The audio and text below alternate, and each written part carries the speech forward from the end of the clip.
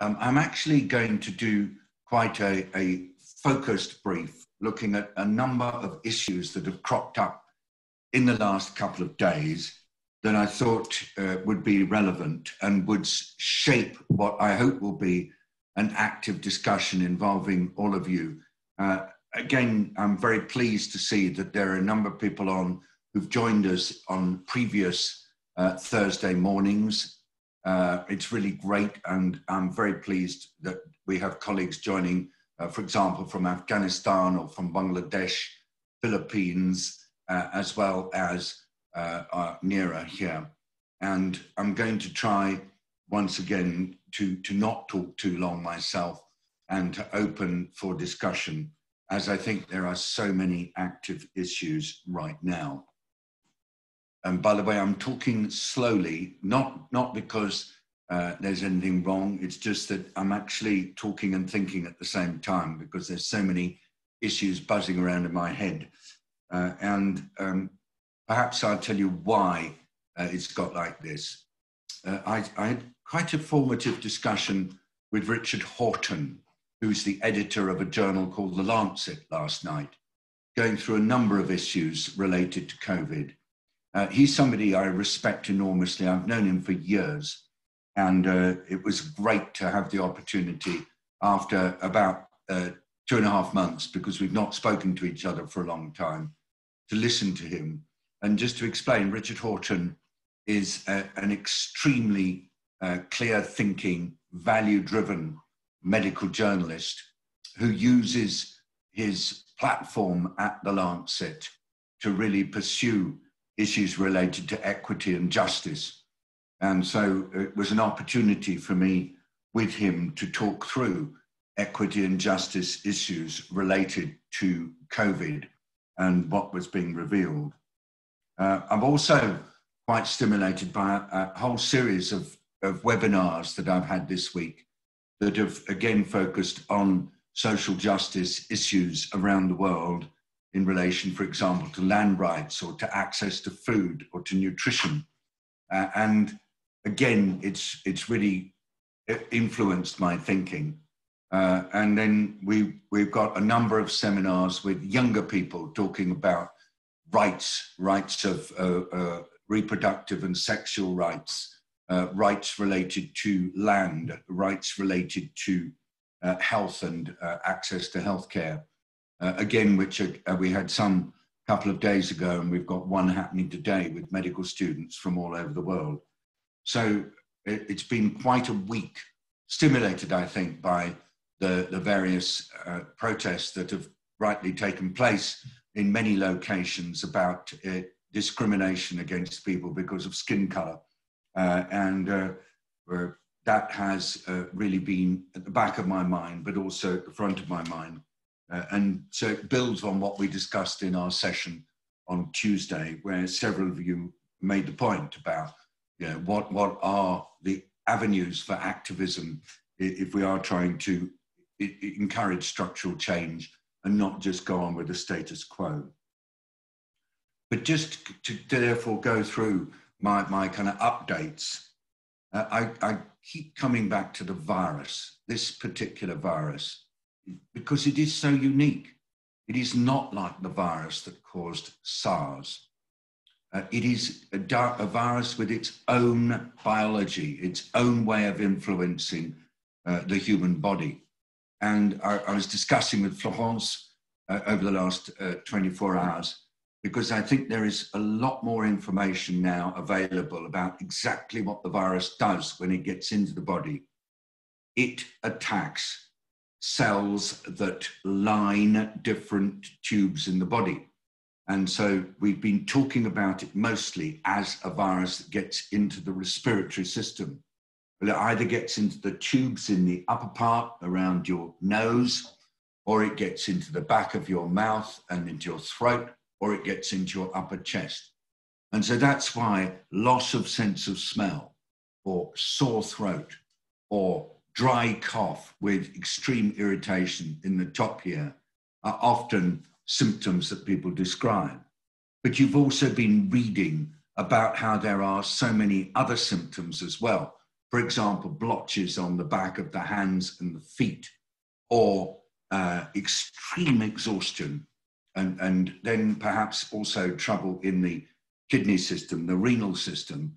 And that's because, as well as affecting the linings down the respiratory system here, the virus gets into the bloodstream and then can affect the linings of blood vessels. And so people who've already got some narrowing of blood vessels may end up actually blocking blood vessels. And we've got information coming through, particularly from India, on quite a lot of people turning up with heart attacks in hospital and being found to have had COVID.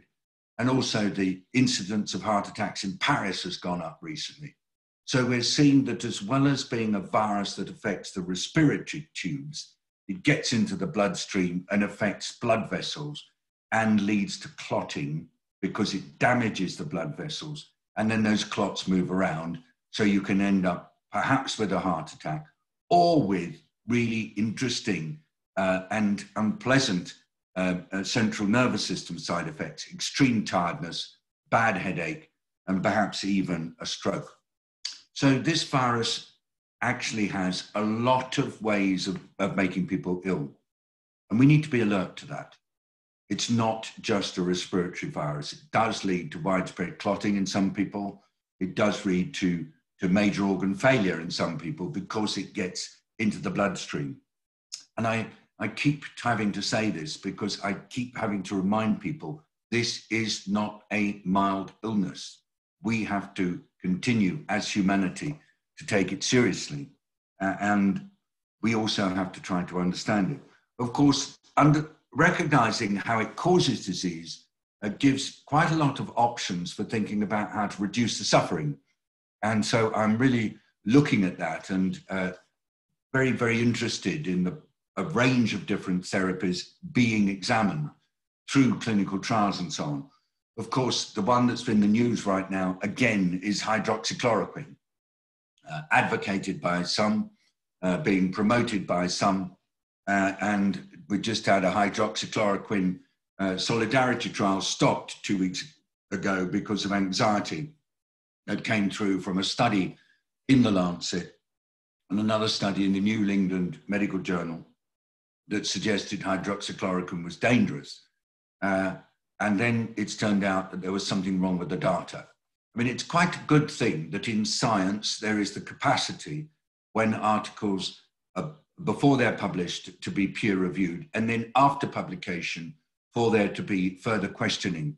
And again, Horton said to me last night, as I discussed with him what was going on this, he said, well, I was actually very pleased that we've had a number of scientists come back to us and say that they're not sure about the study that was produced last week that said hydroxychloroquine was associated with a lot of adverse side effects, and that there is now an announcement gone out.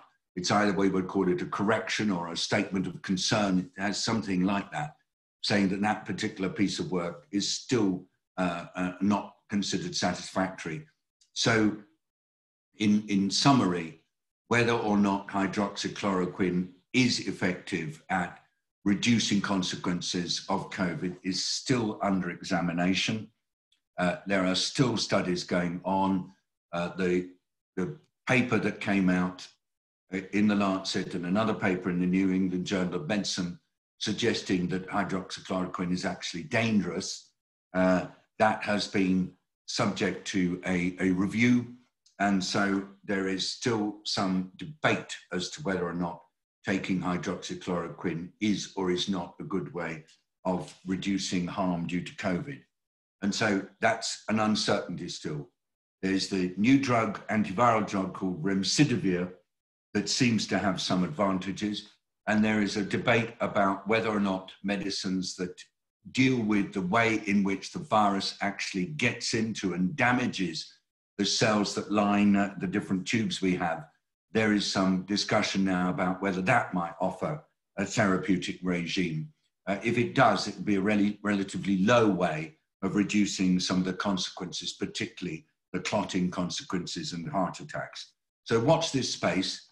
More, in summary from this first part, more understanding that the virus does cause a variety of different conditions, a spectrum of conditions, and quite a lot of discussion about different ways of trying to treat it, not just dealing with the virus itself, but dealing with the way in which it affects the cells in the body.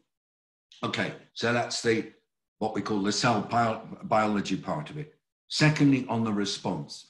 Again, in my discussion with Horton and my discussion with other colleagues over the last 2 or 3 days, I actually think that we have still got a lot of work to do to explain very precisely what is the way that societies throughout the world can get ahead of this virus. Because it's quite clear that it's been hard to explain to decision makers one particular phenomenon about this virus, and that is when it gets into a community and starts spreading, it spreads in an exponential way, i.e. that the number of cases double every 2.5 to 3 days if there's minimal physical distancing, or every, say, 10 days if physical distancing has been increased, for example, through some kind of movement restriction.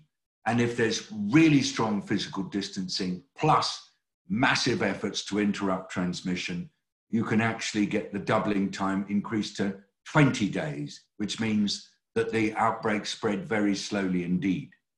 Now, this issue of how quickly outbreaks double in size is hugely important for determining whether or not you end up over time with an explosive outbreak that overwhelms health services.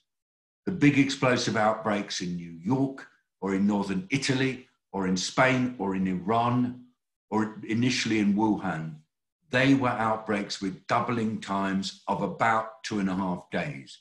That means your outbreak increases 8 times in a week, 40 times in 2 weeks, 300 times in 3 weeks, or more than 1,000 times in 4 weeks. It's super hard for decision makers to understand this. But the implication is, quite simply, if you don't stop the outbreaks from building up really fast, you end up with a huge problem that's so much harder to deal with. And that's why the situation in the UK or in the US is so difficult, because of a certain half-heartedness at the beginning of the response. During late February, early March, the virus moved so far and wide in the UK and in the US, and it's still there. I mean, it's not multiplying very fast, but there is still quite a lot of cases being detected in the UK. There are still lots of cases being detected in the US, and that's simply because by waiting for a number of weeks, in each country, the virus got much more widespread. Whereas when countries that have acted really fast and stopped transmission quickly, like New Zealand, or indeed, I'm going to say, like South Africa, they have managed to get much more on top of it, to hold the virus at bay. And also, they've got the capacity to close down outbreaks really quickly when they do build up. That's the way in which, for example, Singapore is working or South Korea is working.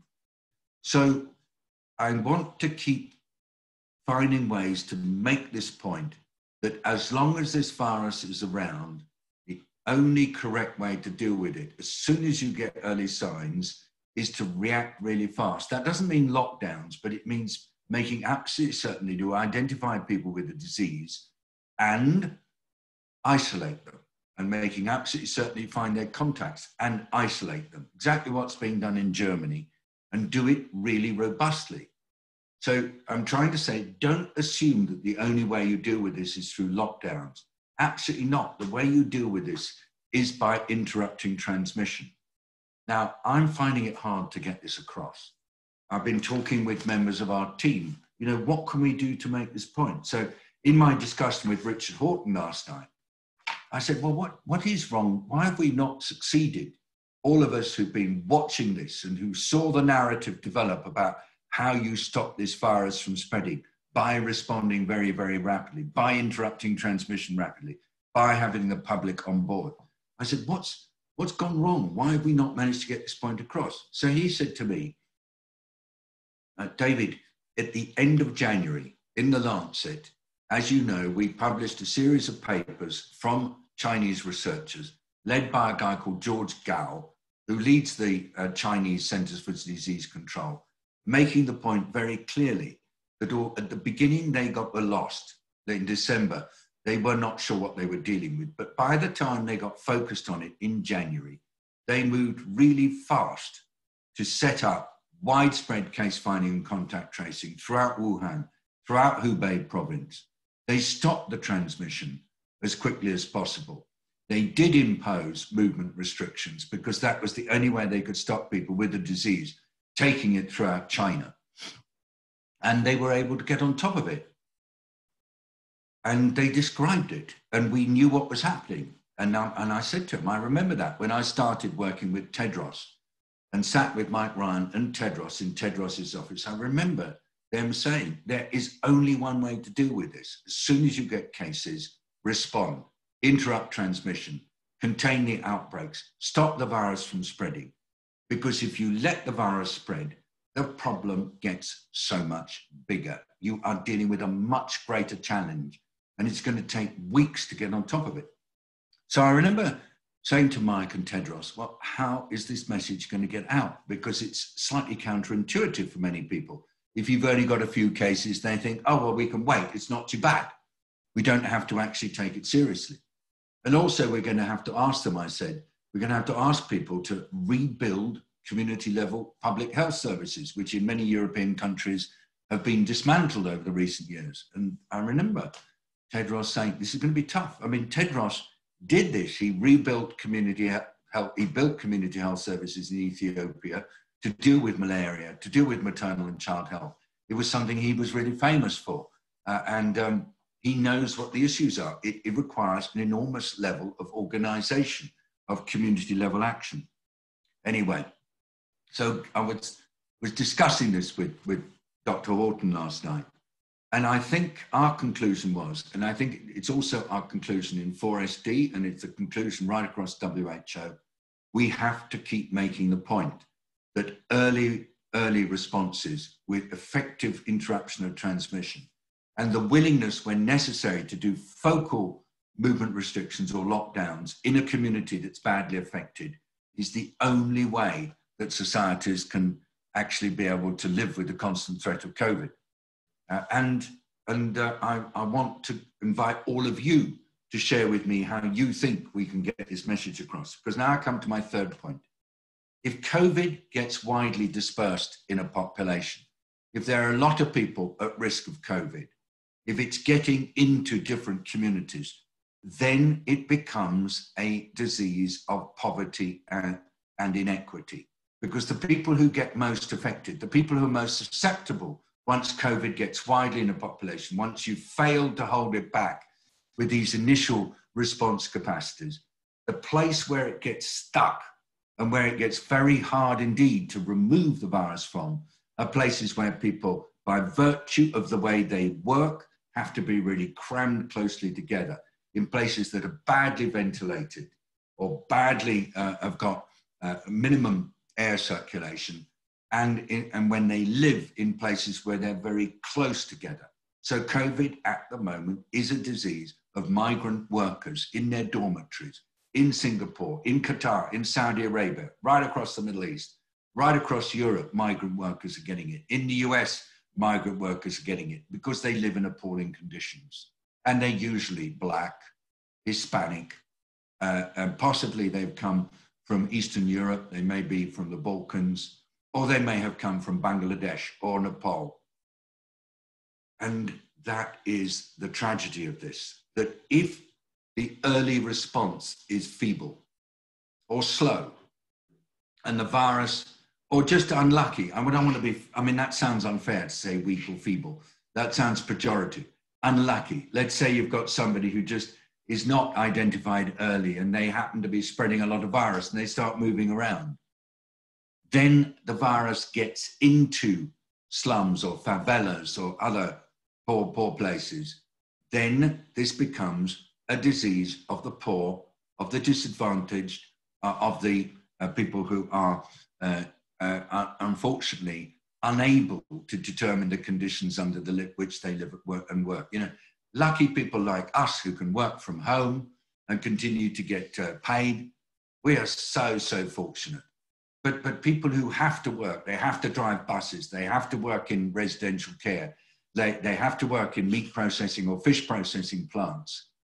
They're the ones who are trapped, and if we've been unable to hold the COVID back, they're the ones who get affected. So our early failures to contain this virus have created a burden for poor people and poor nations that is proving really hard for them to shake off, that is undermining their capacity to earn income because they are themselves ill, but also containing the virus means that their economic opportunities are disrupted. So there becomes a vicious cycle of increased deprivation, but it all comes from a failure at the beginning for a proper political response as soon as the virus appears. Now, so our colleague, Dr. Rojan Dahal, writes to me from Nepal, and he explains very clearly what's happening. He says, migrant workers who are working in India's cities are coming back across the border into Nepal. They're not, although transportation has been stopped, they're just walking back. Some of them are dying on the way back. So they are hearing of huge numbers of Nepalese who are working in Indian cities like Varanasi or Pune or whatever else inside the north of India. They're coming back to Nepal to go back home because they can't work anymore where they are. And they are bringing COVID with them. Some of them are extremely malnourished because of a lack of food. They're super poor. And it's a tragedy for Nepal. Yesterday, Nepal was declaring a state of emergency because they just are faced with huge problems because of inequities. Rojan's here. I'm going to invite him to speak. Sorry, Flo just passed me the message. And so, you know, I am thinking, what on earth, if I'm Minister of Health in Nepal, can be done? And the answer is, the world is going to have to help that country and enable them to access tests and enable them to access support. Because as well as having this problem of the COVID coming into the country, fortunately not many deaths at the moment, but it will cause deaths because of the clotting issues that I described earlier. You know, it's an absolute priority to help really poor countries deal with this. And because the virus is going to be very hard to dislodge in the Indian subcontinent, because it's becoming a disease affecting poor people, the actual challenge of dealing with COVID is not something just for now. It's something for the coming weeks, months, and probably years. So as well as talking about what we've learned in the past, I'm now doing one other thing, and this is what I was discussing with the Office of the UN Secretary General just the day before yesterday. We now have to develop scenarios for what COVID is going to mean as a disease that is stalking poor communities throughout the world for the coming 6 months, 1 year, or longer. And we're going to have to be very clear what this is going to mean. And we have to be working absolutely in partnership with our colleagues in poor countries. Bangladesh, we've been talking to people from Bangladesh, and Shamin is on this call. Nepal, India, but Pakistan, we've been in touch with a lot with people from Pakistan, and then throughout Africa. It's just basically going to become a major new endemic challenge for the developing world, and it requires a long-term strategy. It's not dissimilar to what had to be done with HIV. It's not dissimilar to what's had to be done with tuberculosis, and it's very much on my mind. So those are my introductory remarks.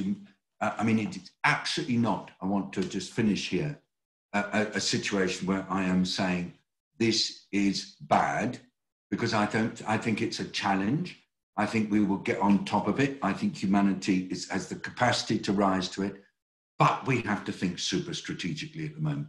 Strategically about the virus, strategically about what you have to do at times to hold that virus back, and strategically about what you have to do when that virus is in places where people are poor and disadvantaged, and it's super hard to get that virus out. And we've got to do it in a way that respects human dignity, respects human rights, and actually can move towards addressing the structural issues that create inequity. Because right in the background to this latest upsurge of violence in the United States and in other countries, yes, it's about the killing of one black person on top of many other black persons. But remember that black community in the US is suffering much greater mortality rates, much greater unemployment rates as a result of COVID than the white community. So there is another factor besides the brutality. There is also the inequity of COVID that is really arousing a lot of anger amongst poor people all over the world.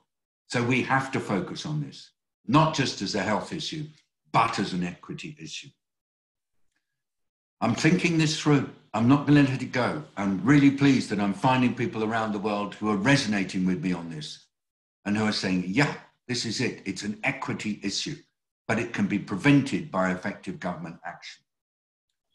To introduce our team today, I'd just like to say that on this call, Magali, Twee, Julian, John, Catherine, and Flo actually as our managing director. Our colleague Saber has hurt his neck, he's sick, and quite understandably, he cannot work.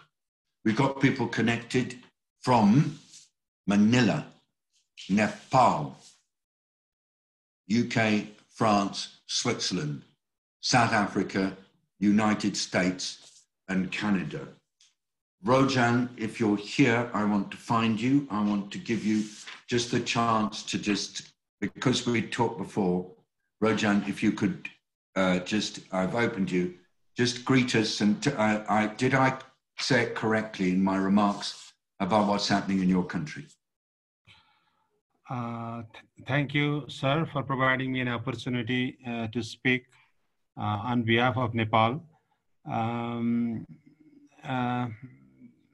Thank you, sir. Nepal is that it lies between India and China. So we have an open border with India. So more than many peoples cross every day in search of food, in search of shelter, in search of a greater life from both the countries. So now when the pandemic hits both the countries, especially India, the peoples are coming back to Nepal. Yeah. In the absence of good approach at the border, or lack of capacity, I will say that to hold these peoples through our mechanisms at the border through a quarantine has been one of the issues. So the peoples are coming directly from the border to the community. So it is fueling the community transmissions. So the other challenge of Nepal is that we have limited testing capacity. There are a lot of specimens or samples has been piled up in the laboratory in the absence of kits. So we are not doing as it should be in the absence of the testing. As you also know that Nepal has a weak health system, and COVID has further deteriorated our medical supply chain. It has strained the financial and human resources in the health services. So the quarantine facilities that we have is a very it's turning into hotbeds for infections. They have been stopped at these so-called quarantine facilities, which has limited basic basic systems for the quarantine. So as a result of that, this quarantine is becoming a hotbed.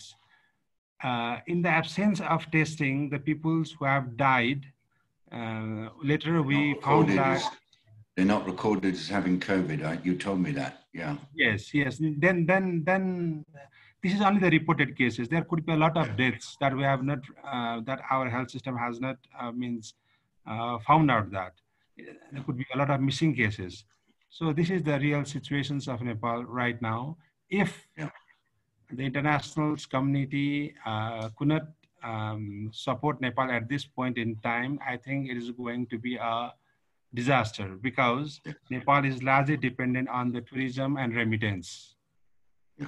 So remittance in the Middle East has been, the peoples are losing the job at the Middle East. So they are not sending the money, and tourism sector is badly hit. Yeah. So this is a lot of a lot of things is coming for Nepal. So the international community should look Nepal at this point in time, because a very large amount of people will be infected in Nepal, because there is huge cases in India, and people are coming back to Nepal since there is an open border with India. Rojan, thank you very much indeed. I mean, everybody, because I worked in Nepal and in Bangladesh and in India, I do understand precisely what Rojan is saying. And I talked to the minister, I can't remember, day before yesterday, and it is really something I'm focusing on right now. Just to summarize quickly, because it's a case study. First of all, people with COVID are in northern India. We know that. And they're coming back across the border. The border is open. It's not a closed border. And so there are some people being put into quarantine locations because they've got symptoms at the border. But these quarantine places are not super well equipped like they are in South Korea or Singapore. And as Rojan says, so there is actually infection taking place in and around these quarantine places. And so that is fueling transmission in local communities near the quarantine places. There's no testing capacity, really. And there's a lot of specimens just sitting in fridges or whatever, waiting to be tested, simply because it's not just the lack of testing kits, it's also PCR is difficult to set up. And the laboratories are quite limited in Nepal. And then at the same time, hospitals are filling up with people who've got COVID, but people with other conditions are not able to get treated. And because the country is trying to control the spread of COVID with an emergency declaration, the movement restrictions in the country are leading to a huge amount of poverty. Plus, tourism income has completely collapsed. The hotels are empty. And as Rojan says, remittances from people working in the Middle East are not coming back to Nepal. And so this is just a totally awful mix of bad things happening in this country. But for Nepal, you could read any other country in the region, any other poor country in the world. This is tough. This is so tough. And as Rojan says, the only thing is prompt, immediate international help. But the donors are all tangled up, because what they should do is just turn on the tap. But then they're saying, what's the right channel and so on. And this is where, if I was in charge of everything, I would put more money into the United Nations system, which has got mechanisms. I would say, get that money out. I would use what techniques we used on Ebola, saying money must be got out within 3 weeks, making sure it's not wasted. Don't sit on money in bank accounts around the world. Get it to where it's needed. And then, of course, you need to help Nepal get the supplies, because there is a supply side failure. Rojan, I'm going to stay on this case, I promise. Okay, thank you for joining us. I'm going to now invite Shamim. Shamim, this is familiar to you, Dr. Talukdar in Dhaka. But do you want to add anything to that picture? Thank you, David, for giving me this opportunity. I just want to, encourage one issue which you mentioned earlier regarding the treatment, facilities as well as the drugs issues in our country. If we look at that, what's happening in terms of, the information we got regarding the COVID treatment. First, people heard that hydroxychloroquine is a very effective drug for the people. And when that information came, then all the people, they started to buy hydroxychloroquine by themselves because our drugs management system is not so strong and people can purchase any drugs from the pharmacies. And within few days, hydroxychloroquine was out of the market and price was also increased. And these same things happen for ivermectin, as well as the new injection called remdesivir. So I think that there is a need of really, find out a guideline how drugs information should come to the general people. Like some of the, our senior professors, they also started to intervene by different drugs for the COVID patient. And after they have some sort of observation of the effect of the drugs, they shared that information through the social media. And after that information come, people, started to buy that drugs too. So I think that maybe, you can also consider to have some sort of country-based case study. Like you can take Bangladesh as a case study that how health systems and drug systems is being managed by the government and other stakeholders. And from that lesson, we may try to guide our government as well as other developing countries to provide some sort of appropriate intervention to manage the COVID patient in the health system as well as for the drug system too. Thank you, Shamim. I'm going to share with you a service that's been set up by an outfit called Oracle, which provides a place where observational studies can be posted, not so much on social media so that people rush out and buy drugs, but posted so that you can compare different regimes. I think it's really important that I share that with you. But I'm going to I'm trying to talk to the chief scientist at WHO today. If not, I'll talk to her tomorrow. I'm going to make that point. It's a point also made by my fellow WHO envoy, Samba Sow, based in Mali. He says it's necessary for studies to be done in the countries to compare these things so that people will believe. Because otherwise they'll say, I'm not going to believe a study that's done in the United States. I want it done in Bangladesh. So I'm going to take that suggestion very seriously. I can't promise we'll come out with anything immediately, but that is a really good one. Shamim, I'm going to come to Peter Scott-Bowden next. But Shamim, was there anything else you wanted to say? Yeah, I just want to add that, if you can make time, I can also try to organize a webinar with our policymakers. If you can guide them on the basis of your experience, that can help for our country. And I really like to keen to, you will take an initiative to guide our, health manager and our policymakers how Bangladesh should act in terms of this COVID management.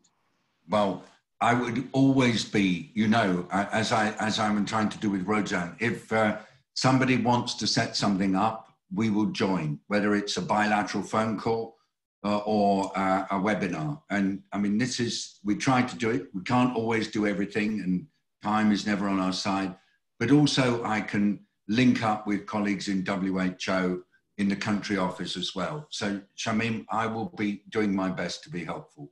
We've always worked together over the years. Thank you very much indeed for joining us. Can I just invite Peter Scott-Bowden? Peter, if you're there, I can see you, but I can't unfortunately unmute you. How's you're in Kabul?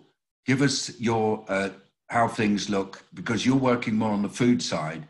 How things look in Kabul, whatever you've got to observe. Yeah, I won't necessarily go so much into the food security situation, except that the efforts that have been made for people who are still trying to deliver food is remarkable. Social distancing, or rather physical distancing for distribution, etc., has been really well done. But there has been some degradation in terms of the ability for supply chains to stay normally in place. Quickly, I'd say that the testing capacity, as I've written on the side on the chat box, is limited. Good efforts have been made to get basic measures across the communities, but the customs are very much geared around the families themselves, and so people living together, etc. Some worrying coping mechanisms emerging because people are living very much hand to mouth, are having to send their kids out to gain revenue, get money. What I see from a distance, from my sort of telescope, is that there's an uptick in cases, quite serious uptick around Kandahar. Kandahar is that western city and province that is nestled with Mashhad in Iran. The borders are open. They've got quite stringent border security measures for businesses, and you've got to have a business passport to get through the border.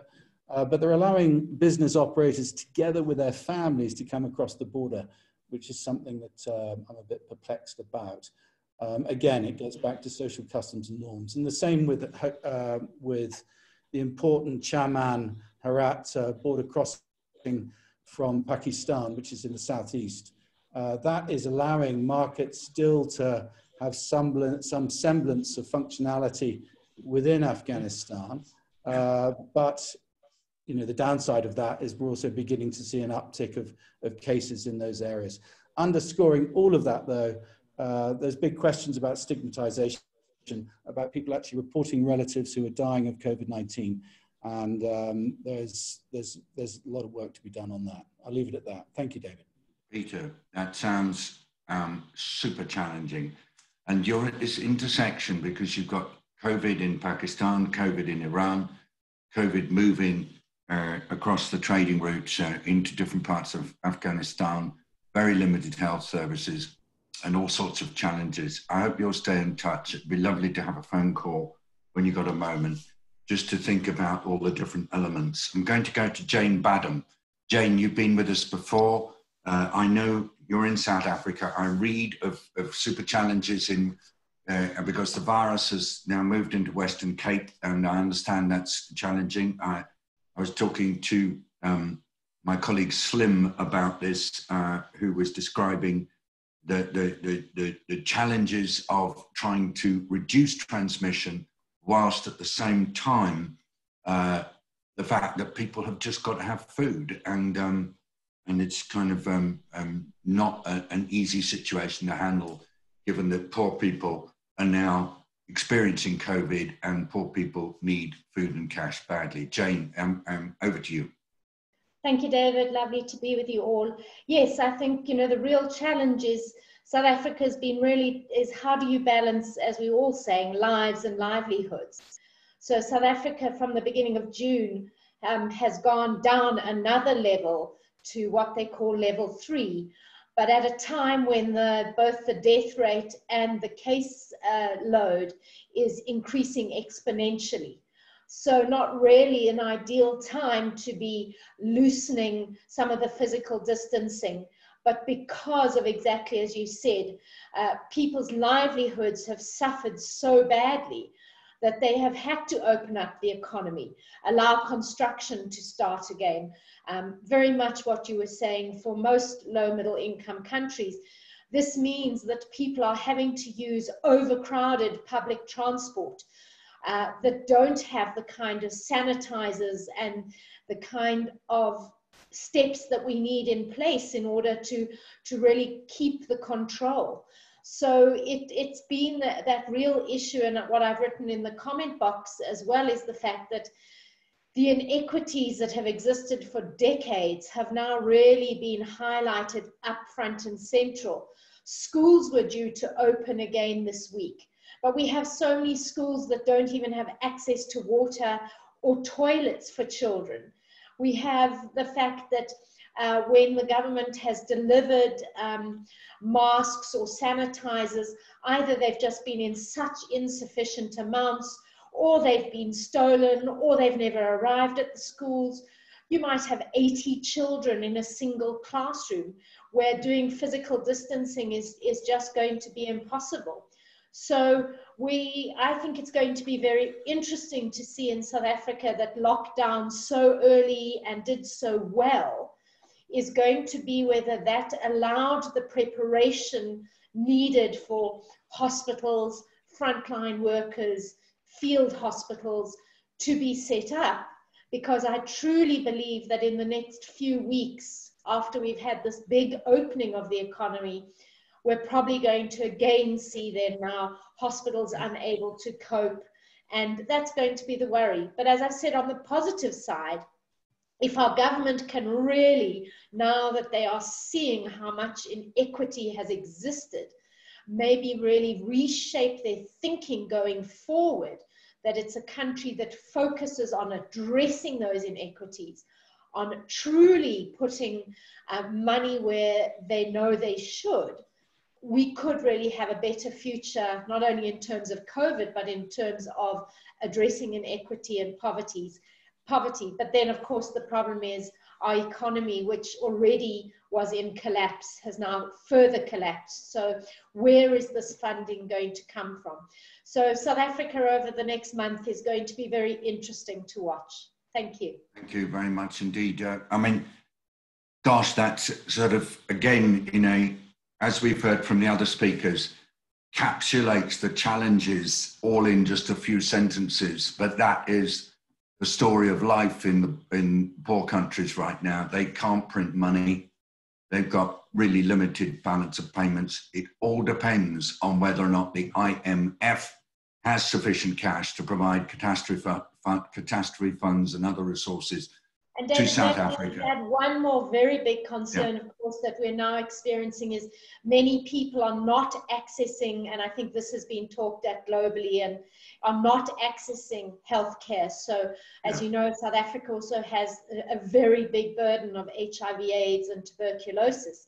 But we are now seeing that people are not going to clinics to collect their medicines, or some of the medicines for things like hypertension, which we have a very big population, and diabetes, are not getting their medicines. So we're going to have this other health burden that we're going to see, I think, an increase again in the incidence and deaths of NCDs. I've got that. Thank you very much indeed. I mean, there are other people who I very much like to come and ask to speak, but I feel always a bit nervous. So what I'm asking Florence and others to do, there are people who I recognize who I want to speak, but because I don't want to put you on the spot, we are going to try and have an exchange with you on the chat saying, are you okay to come in? I did want to ask Abdul Samed, if you're here, Abdul, I'm looking for you on my screen, I can't see you. If you can hear me, could you unmute yourself and shout? Right, I'm here. Hello. Abdul, introduce yourself, introduce your foundation, and explain what it is you'd like to share with us from Ghana. All right, so my name is Abdul Samed Zurak, and I'm the chairman of the board for Zurak Cancer Foundation. So here, I'll just like to share some of the strategies that the government of Ghana has taken over the course of the pandemic. In the previous session that I was here, we discussed some of the thematic areas in addressing this COVID-19. And we spoke about the false choices. We spoke about the inequities revealed and all that. So one thing that I really observed that the government is doing is that using the false choices, they are using the non-binary strategy, where they are combining public health and the economy. So you realize that the government is investing a lot of effort into strengthening our health system. For example, the government has so far built 10 testing centers across the country, and it has doubled up the testing capacity of the country with over 200,000 testing. Also, the cases that we currently have in Ghana, we have 8,000 cases with 5,000 active cases and about let's say almost 3,000 recoveries with just 38 deaths. So it's kind of give you the kind of commitment that the government is putting in to ensure that we are able to tackle this disease. One of the things that the government is also doing is that they are domesticating the economy. So the economy is not reliant on external support. So shortening the supply chains. I get that. Yes, it's exactly. Yeah, so it creates more jobs within. So it's kind of provides opportunity for people who have lost their jobs, and also creates more opportunities for those who are already unemployed. So with regards to the education system, I realized that in the previous session that I was part of, it was kind of a difficult discussion, but the government came up with a very innovative idea with regards to tackling the issues surrounding our education system. So what they did was that all final year students are going back to school, and they are going to be in a boarding facility so that no one will bring the disease from home. And for those who are not final year students, will stay home and they'll be studying online. So this is the strategy that the government has adopted, and I think that is very, very effective, so that the final year students will be able to complete their courses, or they'll be able to complete their education. Thank you very much. Oh, thank you so much, Abdul. It's just lovely to hear, as we're hearing from others, these ways of coming together and finding solutions. I just want to say that Chris Lara from Duke University is here. Chris, I'm going to go to Sue Longley first, then I want to come to you, and I want to come to Iman Ahmed, if we can do it. Sue's here. Now, Sue is going to talk, I think, about a different issue, which is the challenges faced by people in very low paid jobs with limited capacity to influence their working conditions, who find themselves at risk of COVID and of other conditions. Sue, introduce yourself, please. Thank you for joining.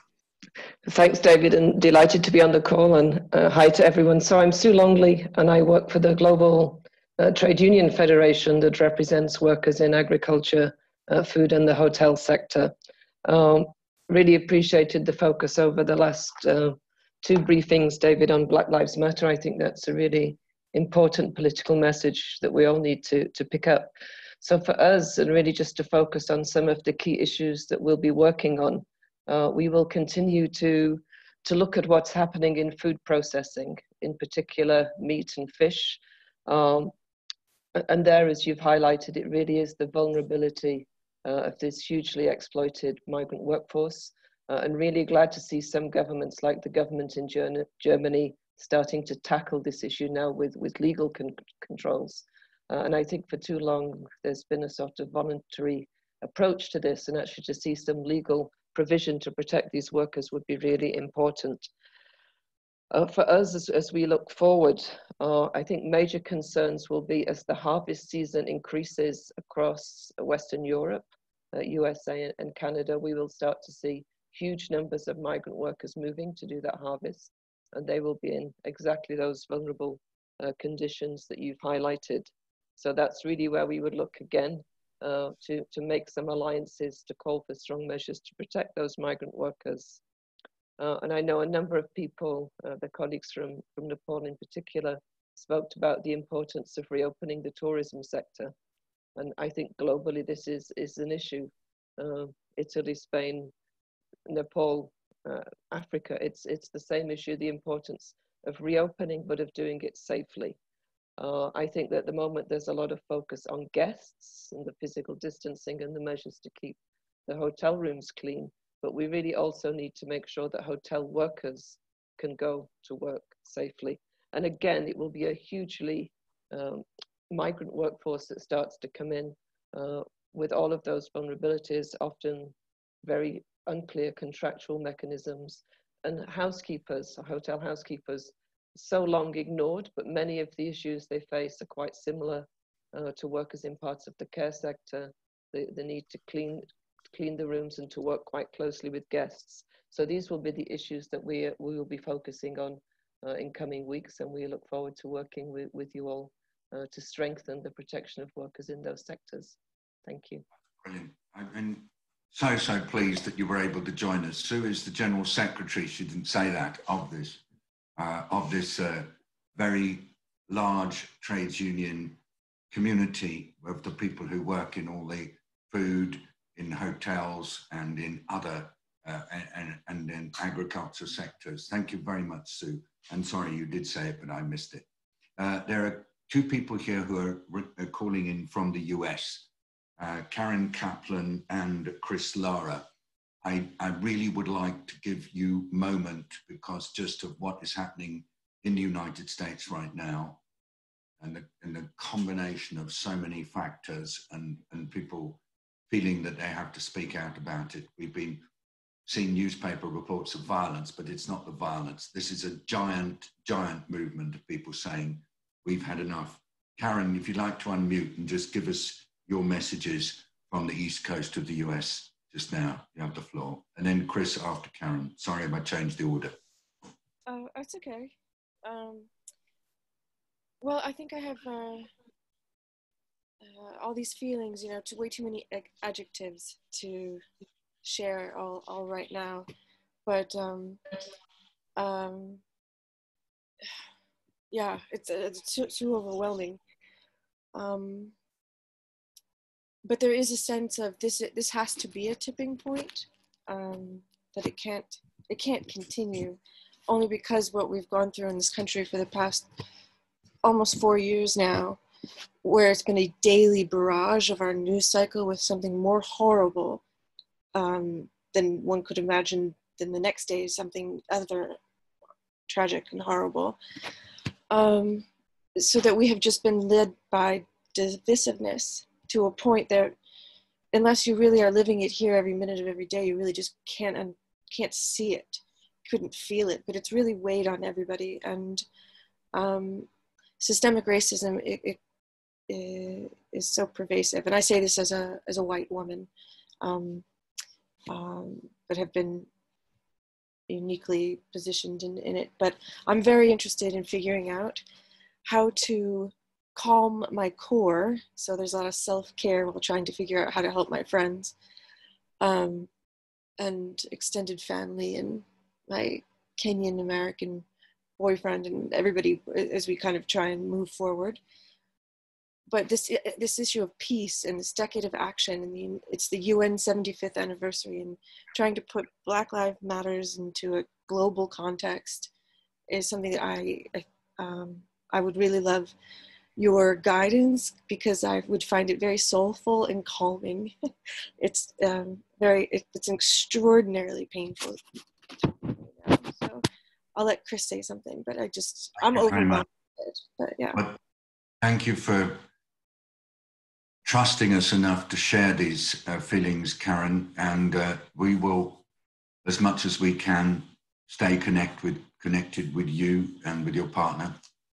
Thanks a lot for that. Chris Lara and I worked together in the UN, and then Chris went to be a diplomacy fellow at Duke University. Chris, you're Black, and I think that you might like to just share a bit your own feelings and emotions, and also how this all fits together in your head. And I appreciate that it must be the most challenging moment possible, perhaps, in your life to come to terms with it. Over to you, Chris. Yes, thank you, David. Hello, everyone. I'm here from North Carolina, and I will just start by starting by what Karin said about how to make this Black Lives Matters movement an international issue of concern. And I think this is an opportunity in which we all have found ourselves in a situation in which we know that Black communities are eventually the segment of population more resilient of this country. And this is something, this is a treasure at this moment of crisis, having this resiliency and boosting that resiliency in order to find the solutions that we all need for alternatives. And I think the Black community have the history of a struggle that have put them in a position of being able to confront difficult times. But it's difficult to just rationalize what the images that we just watched this week.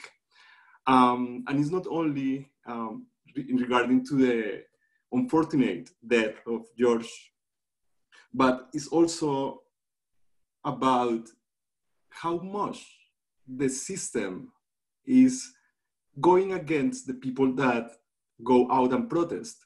Police brutality didn't stop there, actually started there. So we see some, definitely some riots and some looting and some, but we also see an extreme use of force. We see military police during curfews, arresting people with heavy weapons, like going to war. And we see the leadership of this country that, as a Colombian American, so I have these two nationalities that put me in this hybrid situation, and a UN civil servant at the same time, I cannot actually understand how I can see the same weapons and the same war machinery deployed in the streets that in the same way they deploy in any other part in the world.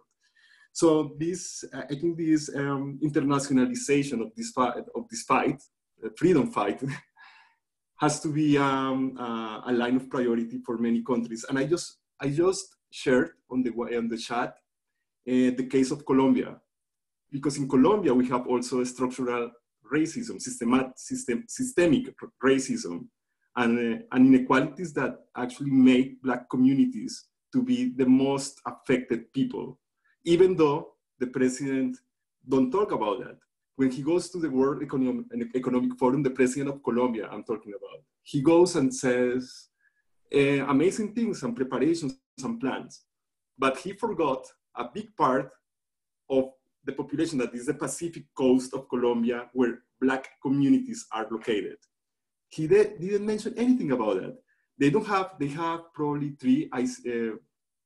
one ICU. I think they have 27 beds for a population of about 500,000 people that are heavily affected at present.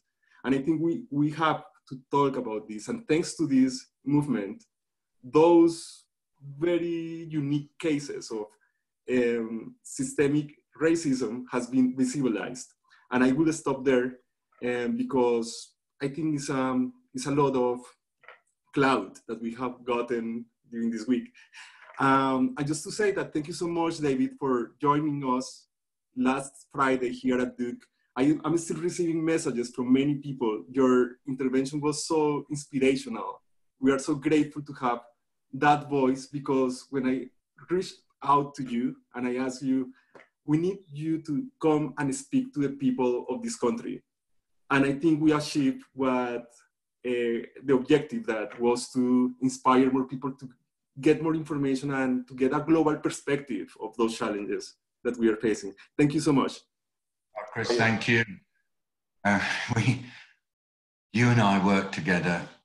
We did great stuff in the operation we were on during Ebola. But as I listened to you saying, this structural racism is everywhere. And I hear you making the parallel between what you're seeing in the United States and in your other country, in Colombia. It's important. We have to keep saying it. It has to be an international movement for equity. And that's simply what's got to be our collective effort. So thank you, Chris, for speaking out. Thank you very much indeed, Karen, for speaking out as well.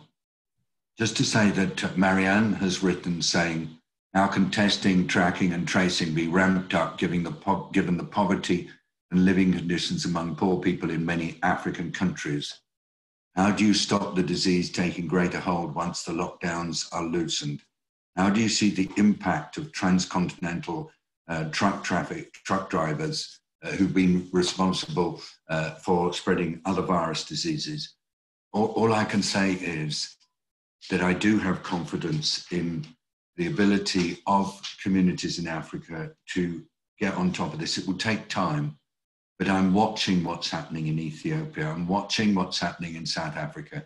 And I agree it's difficult, but I'm also seeing different actors, not necessarily the leaders, but different actors in the countries finding their capacity to lead.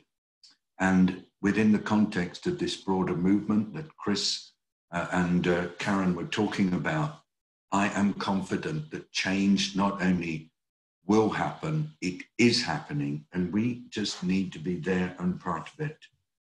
I'd like to thank you all so much for taking part. We'll go on. We're not going to stop. We'll do these. If you want to join, just keep coming along and keep sharing with us how you'd like us to do it. I'm sorry, Iman, that I couldn't bring you in. Thank you very much indeed for reminding us that there are similarities between Nepal and Sudan. I'm super focusing on that. And next time I will want to give you space.